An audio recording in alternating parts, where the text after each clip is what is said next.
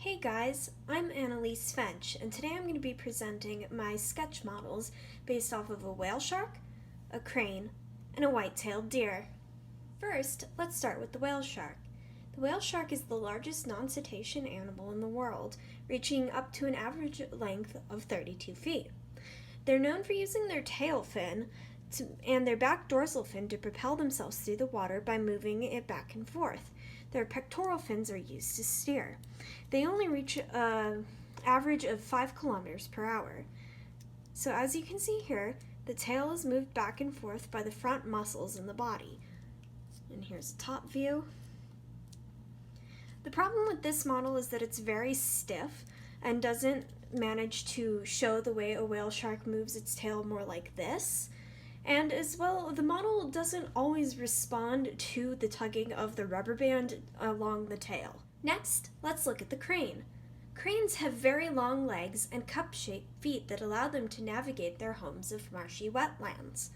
In fact, their legs are so long that propelling them backwards allows them to move their foot forwards.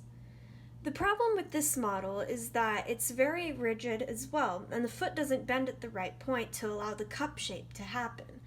And there's also not enough a range of motion, so the foot doesn't move forward as much as spring back and forth when I let go of the mechanism.